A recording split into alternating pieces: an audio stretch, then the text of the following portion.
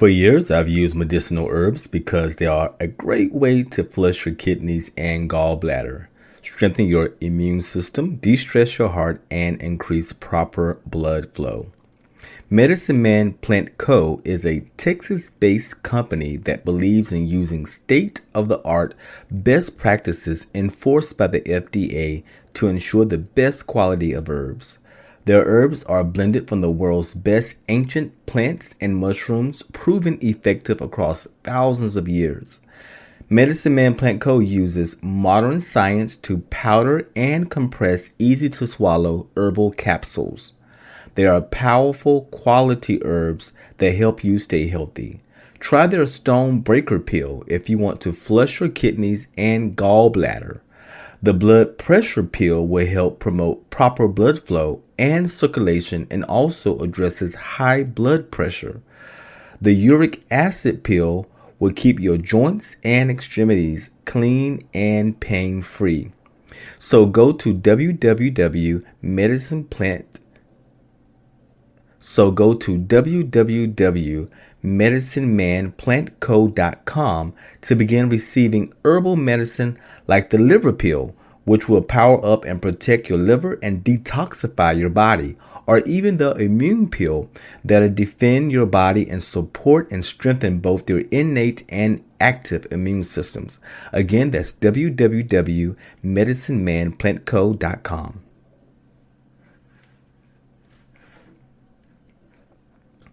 Welcome to another episode of What's Up with DJ, and I'm your host, DJ. Each week I bring you topics about current events and career development, finance, holistic living, life hacks, and stories of inspiration and humor, all from a spiritual perspective. So be sure to subscribe, follow, like, comment, and leave a review on Apple Podcast. And you can also subscribe at ldquoijr.com/subscribe. Again, that's ldquoijr.com/subscribe. Your thoughts, opinions, and comments are always encouraged and appreciated. With that being said, let's get right into the show.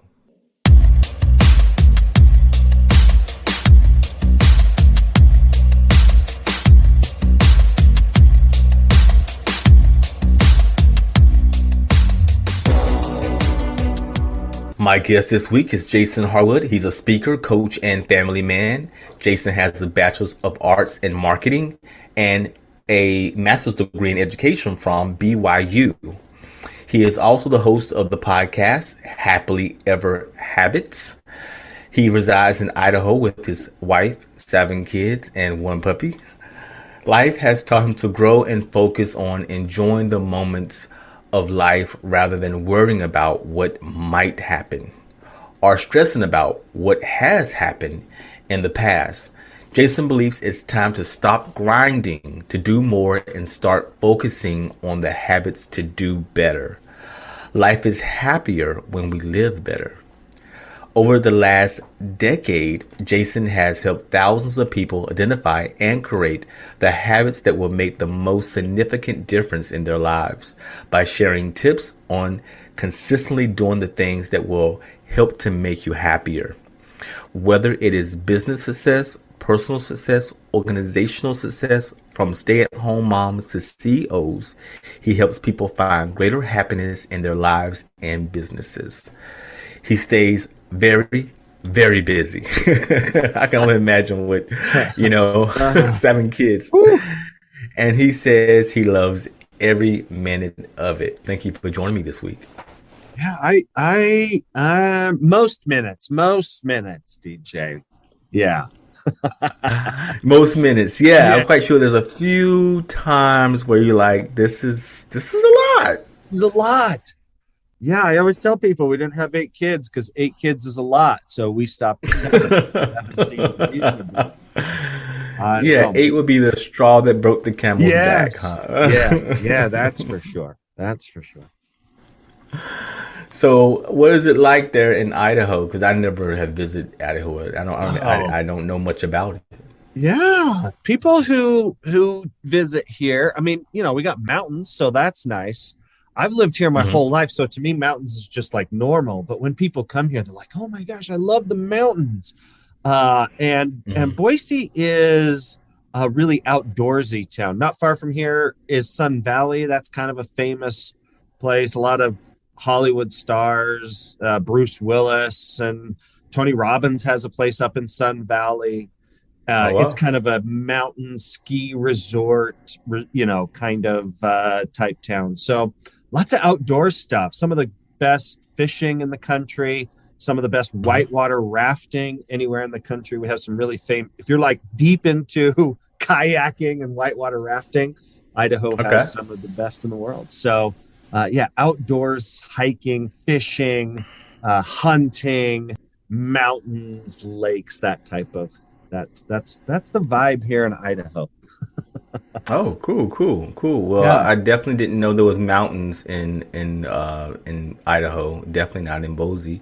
So that's yeah, so if I am interested in doing some, I guess some skiing, maybe yeah. that's a You got good skiing. place to go. The other side of the state. So I'm on the westernmost side of the state. The other side Mm. is right up in the corner there by Yellowstone, uh, Oh, okay, wow, Jackson okay. I heard of Hole, that. Grand Tetons. So yeah, and that's the other thing is it's a huge state. I mean, it takes you a good 7 hours to drive east to west and like 10 hours to drive north to south because you end up by Coeur d'Alene right next to the Canada border. So yeah, we're Wow. all over the Okay. place here in Idaho.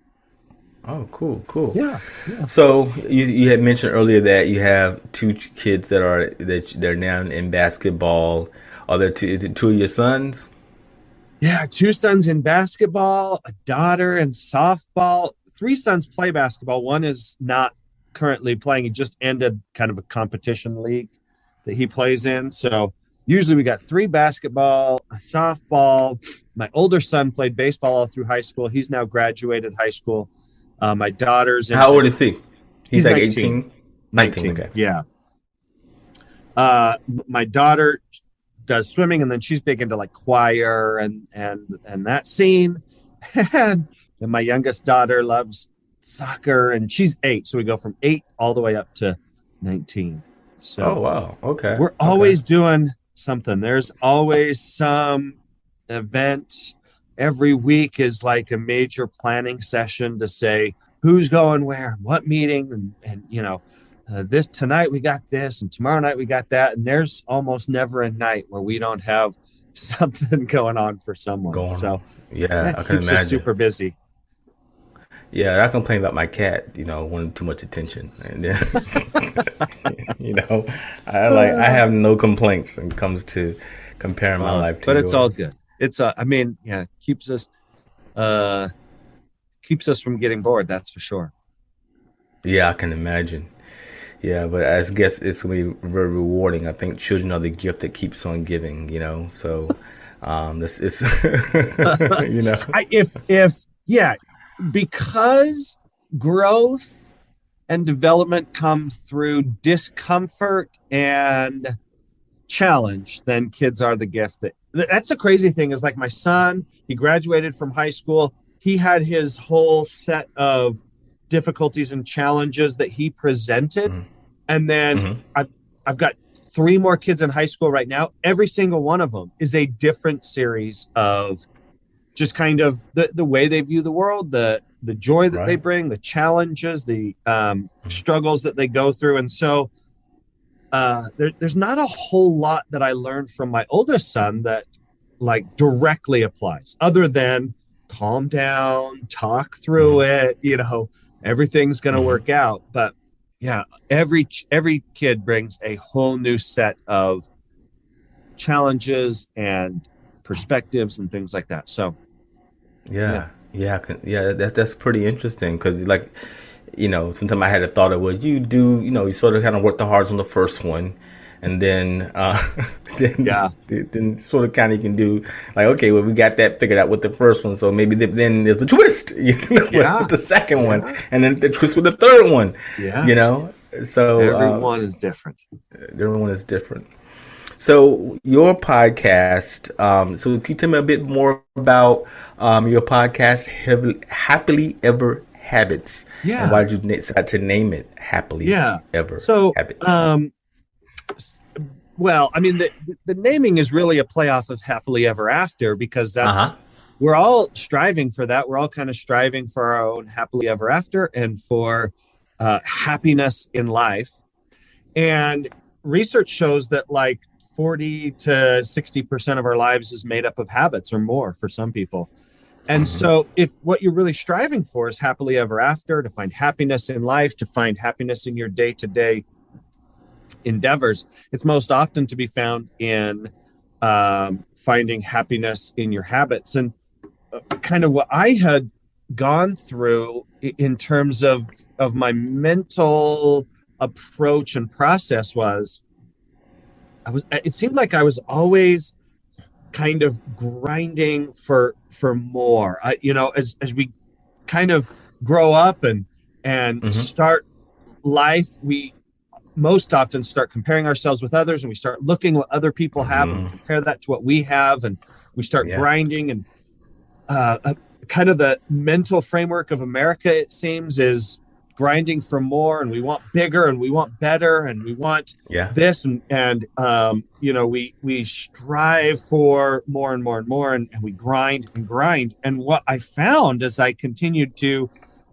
work through that process was, it wasn't getting me to a place where I was any happier. I wasn't Yeah.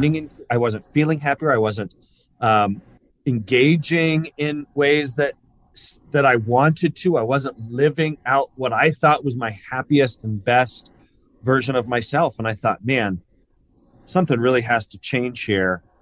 And if something has to change, I have to start with my habits. I've got to start changing my daily habits.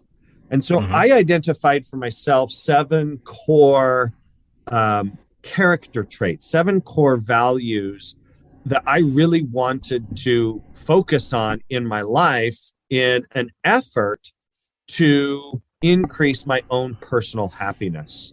Hmm. Hmm. And so I took principles that I've learned from habit development books like um, Atomic Habits by James Clear, and Tiny Habits by BJ Fogg, and The Power of Habits by Charles Duhigg. And I said, can I use those same habit forming tactics to increase in areas like personal integrity, personal belief, knowledge, self control, gratitude, charity, and humility, Hmm. and create greater happiness in my life through habits that grew me as a person, not just, it's good to eat healthy, it's good to exercise, it's good to, uh, you know, So, what are those have, seven habits? What are those seven habits that you said there were seven habits yeah. that you focused So, on?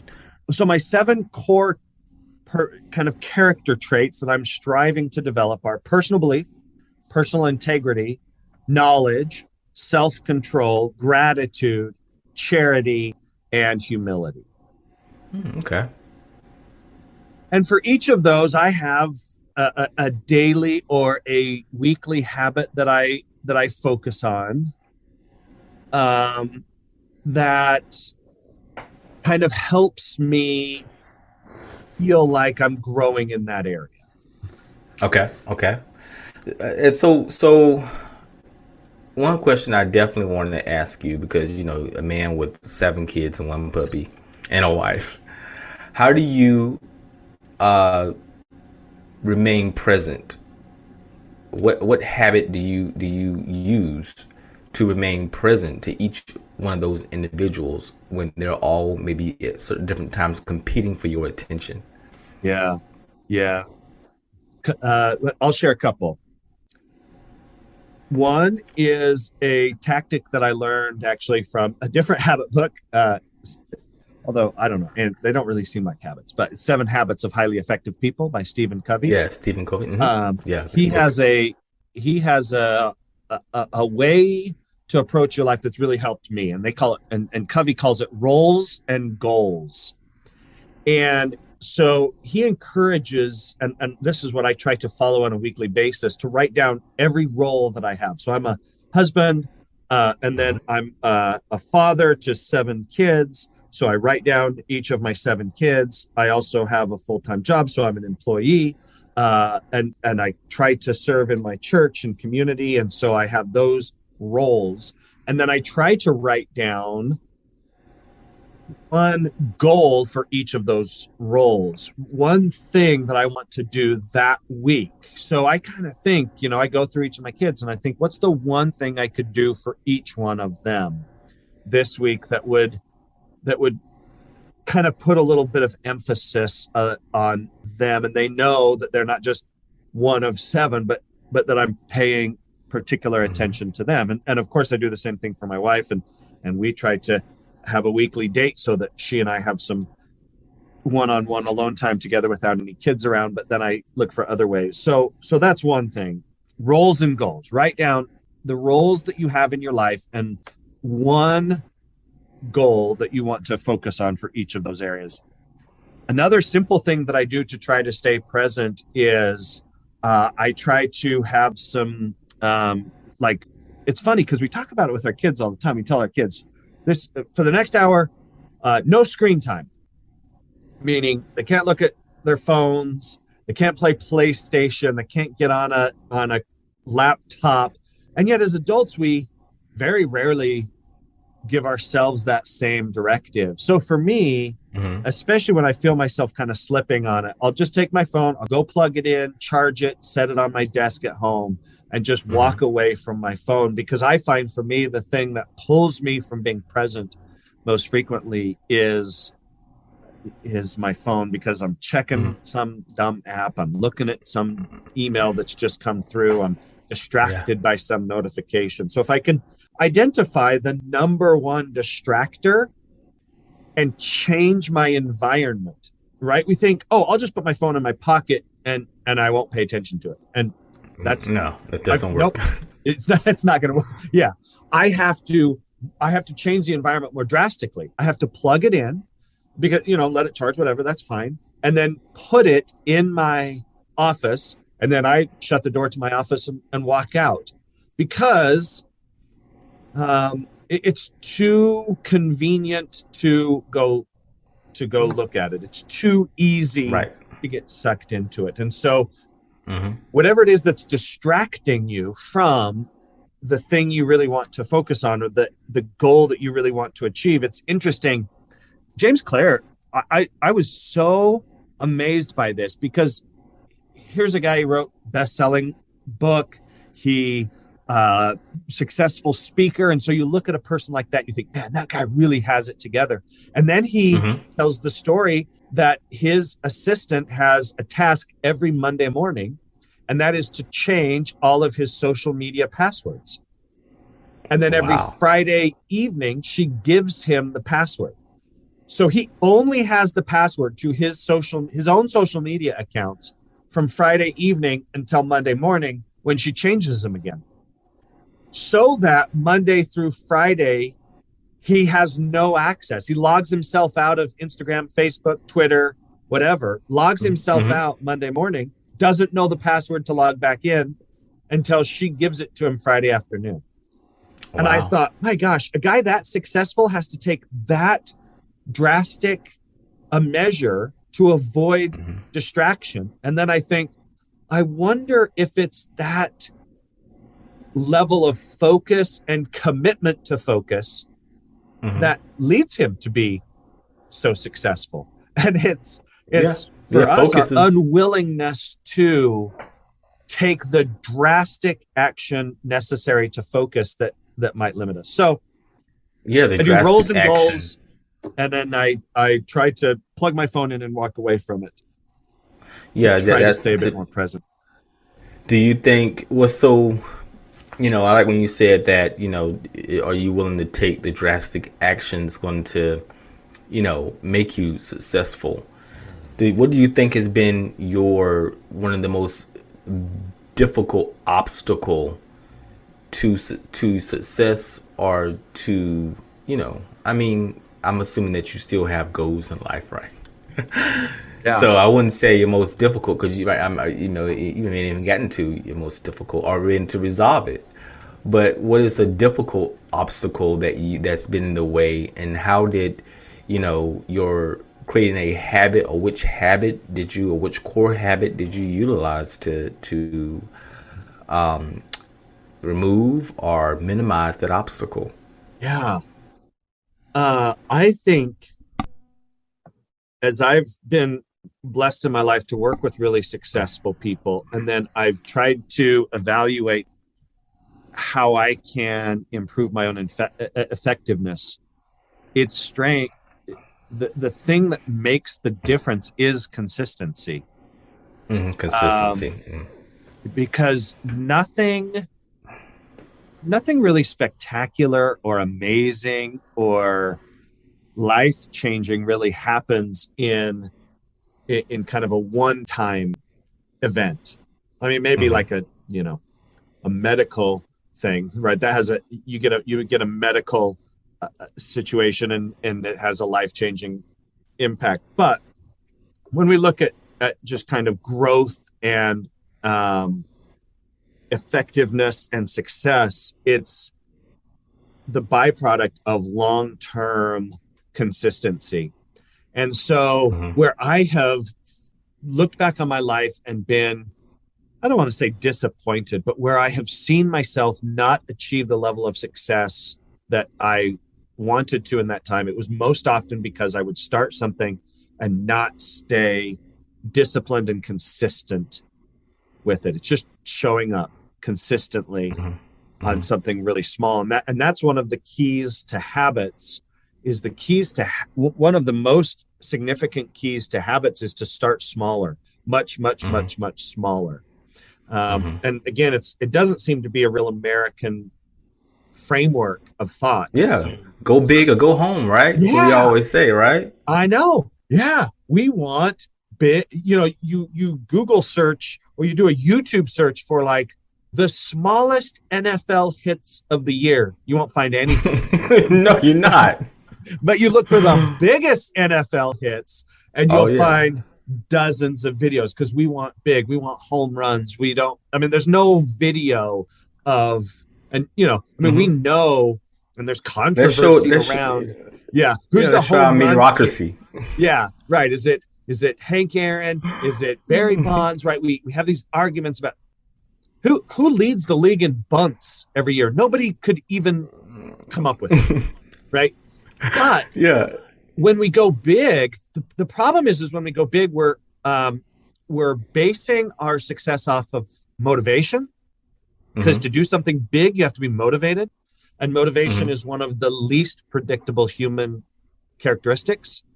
When we start small, we can rely on consistency, and humans are actually remarkably good at consistency. Okay, because the rumor is that humans are very bad at consistency. We think so. Doing something new, and getting into a new consistent pattern is the challenge. But we're actually quite remarkable at you just look at your life, right? Like my travel, the roads that I drive on are amazingly consistent.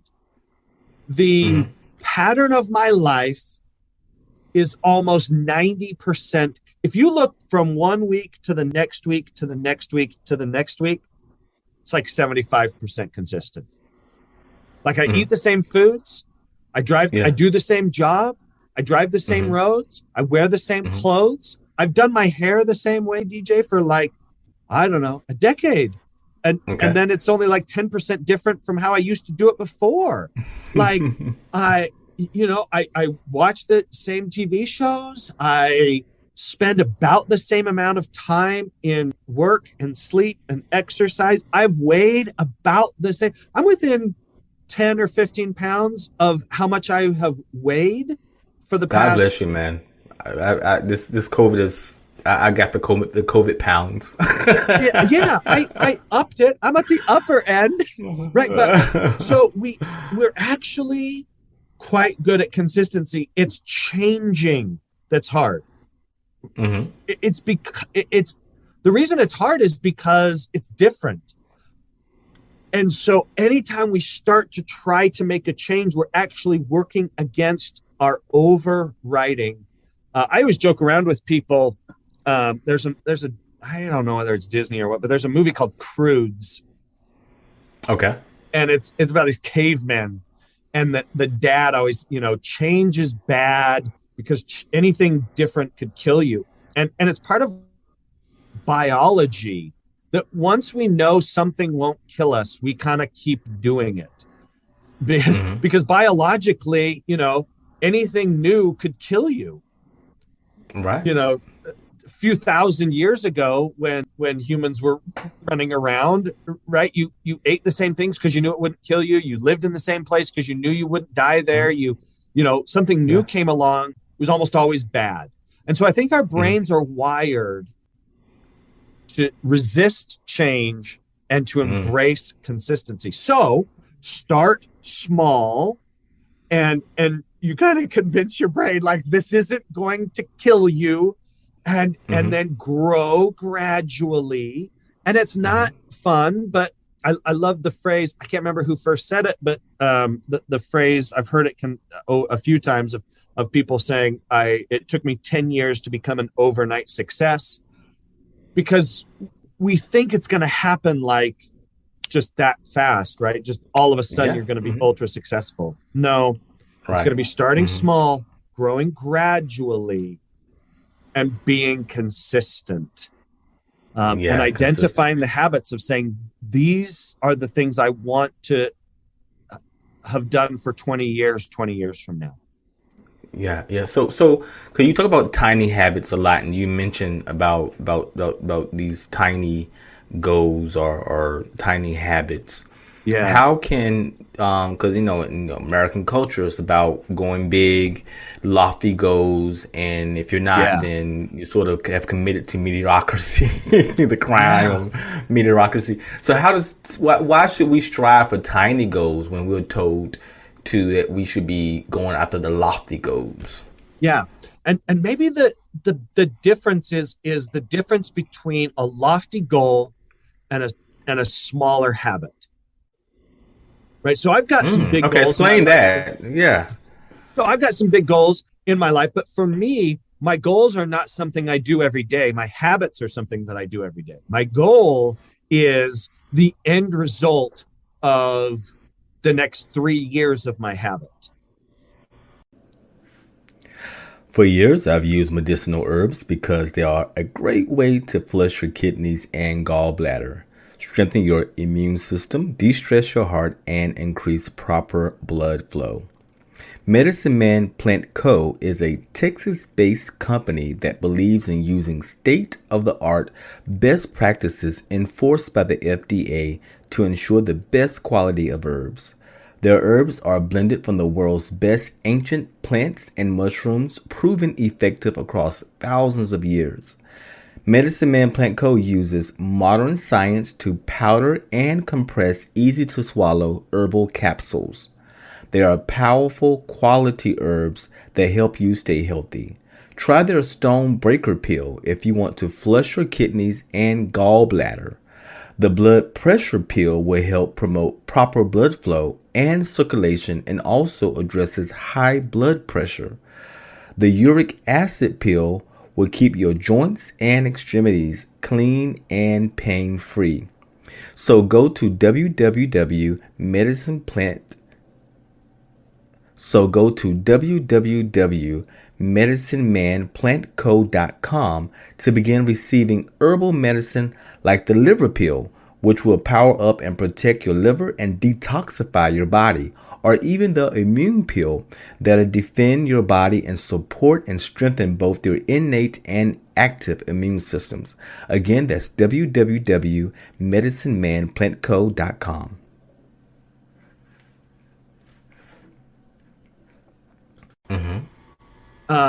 So for example, an easy example might be running a marathon. I one time decided, okay, I'm going to run a marathon. My goal Okay. was to run a marathon. I only ever ran 26.2 miles one time, the day, the day of the marathon.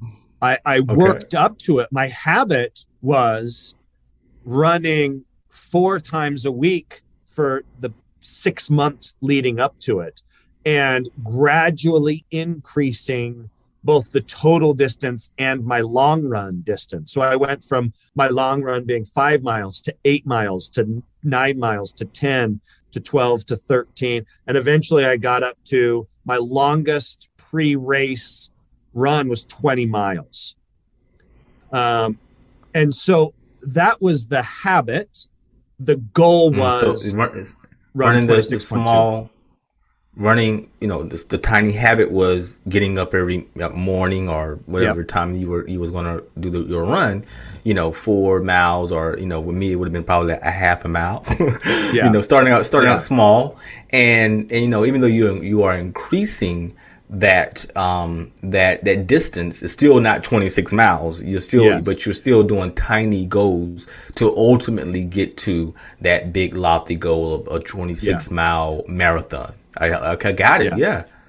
Because I'm sure you want to be, you may have a goal, for example, of the number of listeners that you want and the reach that you want for your podcast.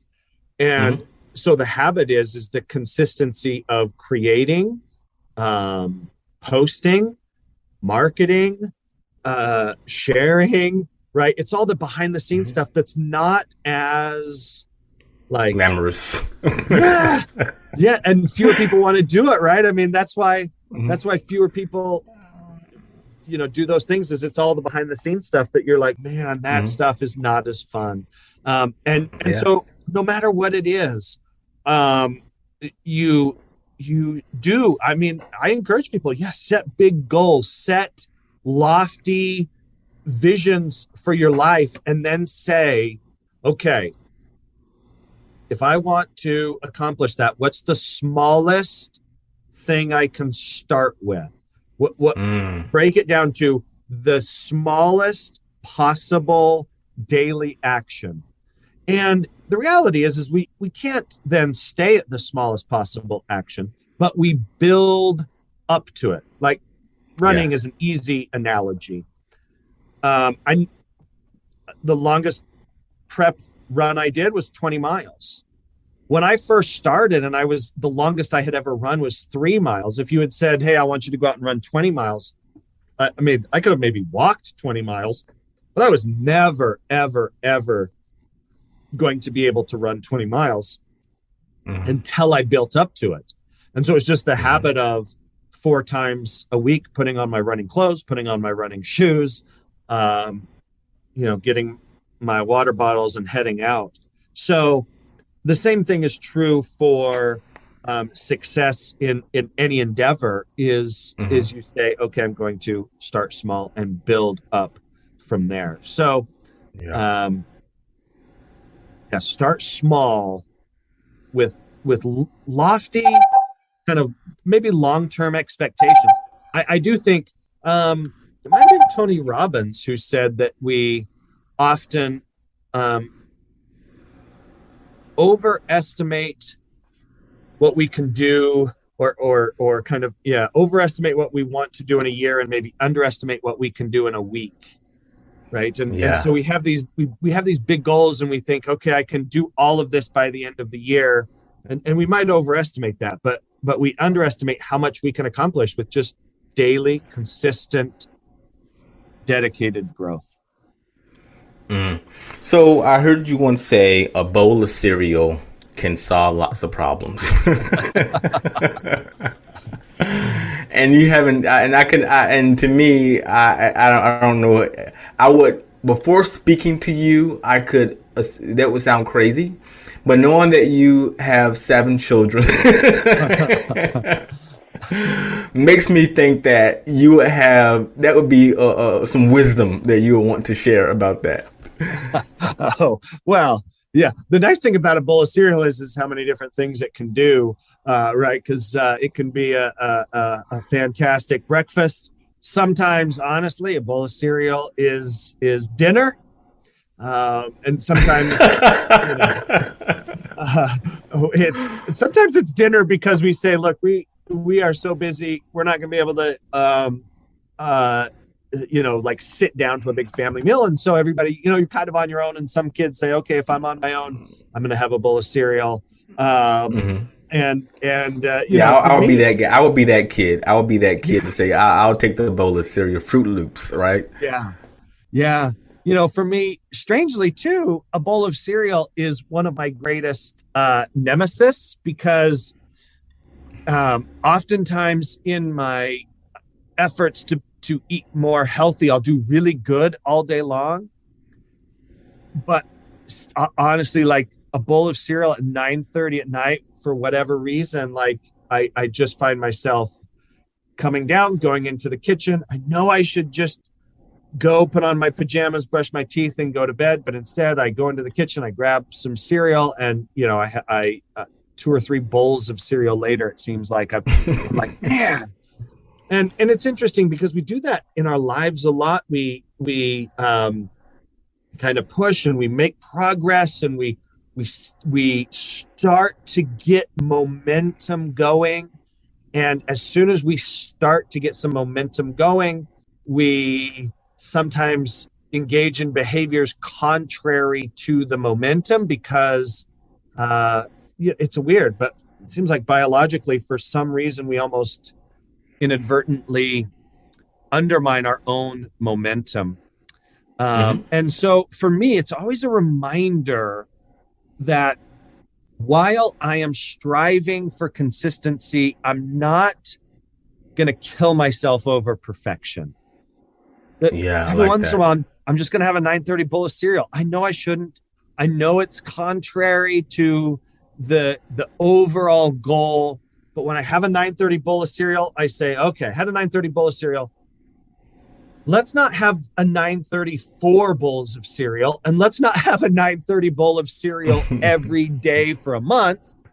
Let's just Hmm. acknowledge, like, yep, I'm going to trip up every once in a while. And then the next day, I'm going to say, you know what?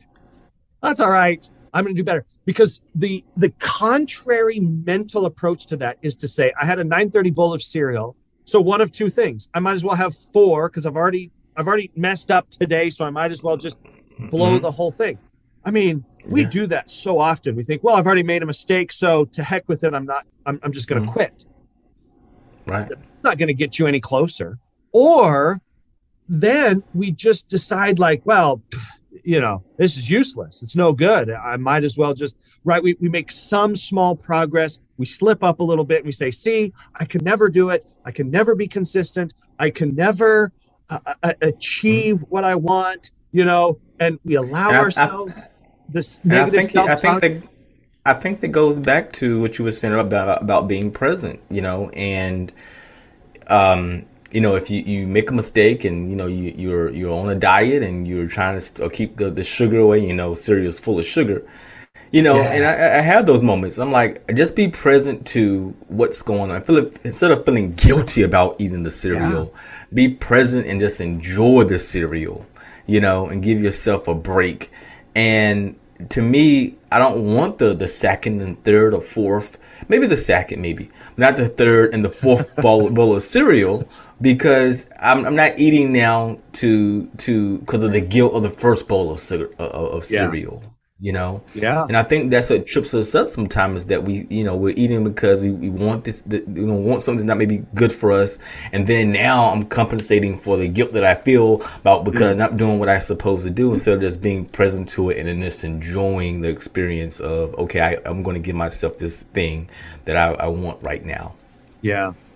Yeah, that drive for perfection trips us up, and if we find ourselves falling short of perfection, we oftentimes will. Yeah. And I love that. I hadn't thought of that it has to do with being present, right? Because pretty soon we're not present. We're projecting backwards to any past failures, and we're Mm-hmm. projecting forward, saying all these past failures and this one moment of slip up, Weakness. Mm-hmm. yeah, is going to project forward to more future failure. But if you just bring it down and said, no, it's just one bowl of cereal, it's like 400 Mm-hmm. calories. You can overcome that. Uh, Yeah. right. Yeah. That's a good Yeah. thought. Yeah. Yeah. So, one of the things that I had to actually yesterday I was supposed to go out and run or whatever, and I'm just like, I'm not going to do that. And I didn't beat myself up. I just laid in my bed. I just enjoyed every single moment of just sitting there dozing in and out, and just I was just loving every single moment of it. Yeah. And after I finish this conversation, I'm gonna go and run. So Hmm. it's just I just give myself the break of don't beat yourself up about it. Be present to what you're doing right now, and tomorrow you'll do it. Yeah. And of course, I won't feel like it, but I know I'm going to do it because, it's I don't have the weight of the guilt of not doing it yesterday on my back. 'Cause I didn't Mhm. go through that process yesterday. And if Yeah. I probably would have, then I would have like, oh, now I messed up, and now I'm holding that weight, and now it's stopping me from moving forward the next day. You Yeah. know. Yeah. So it's That's so definitely good. a valuable lesson into in learning that. So one final question about why did you decide to become a personal coach? Uh, yeah, that is a good question. Um, I think for me, it's the um, what I have found for myself in my life is anytime I'm feeling personally down, the Hmm. fastest way I can combat that is by doing something for someone else.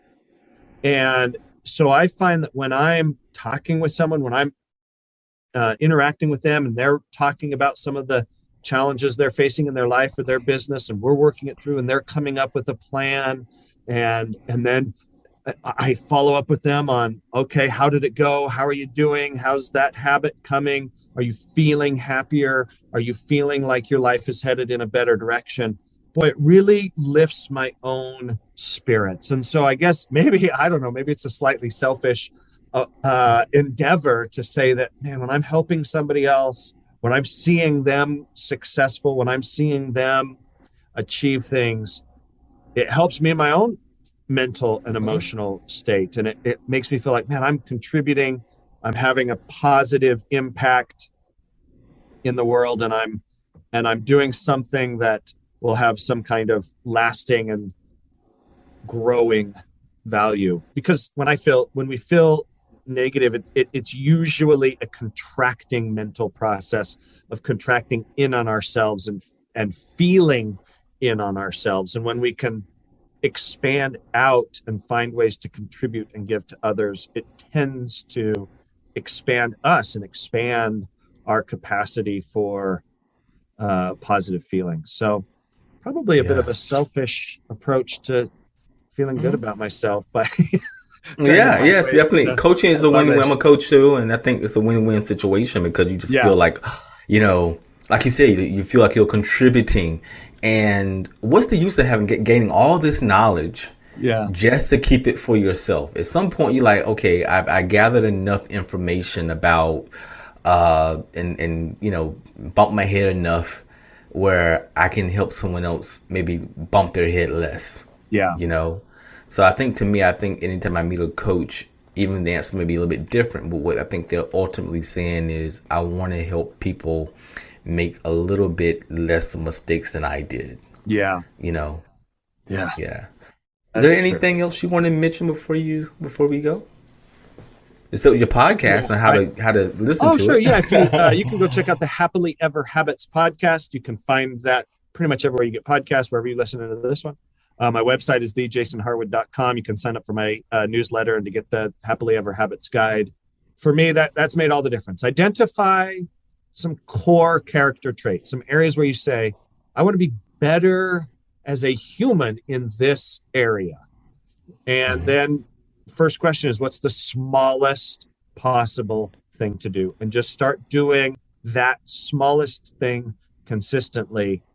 And you'll find that developing your core character will bring greater happiness than most efforts we make to acquire something or to, you know, have more or to get more. When we strive to become more, we become happier. Yeah. That's great, man. Great. I love it. Love it. Love it. Love it. Love it. Love it. Yes. So, definitely great, man. I thank you for being on the show, Yeah. and I'm definitely trying to take that in terms of, you know, what you said was key to me was tiny goals. I mean, tiny habits lead to big goals, or lofty goals. I like that, Yeah. because to me that's something I never thought about before. I know I'm thinking about lofty goals, and so it means everything has to be big. No, you can, you have a lofty big goal, but the habits that's required to be make that consistent doesn't have to be lofty. And Yeah. you know what? It is all relative because you're thinking that 1 mile, and then 1 mile leads to 4 or 5 or 6 miles. Yep. Really, that's relative because that 5 miles may be still considered small in considering the 26 mile that you're working your way up to. So Yeah. that's been very helpful. So I definitely appreciate that. That's a definite nugget I'm going to take with me.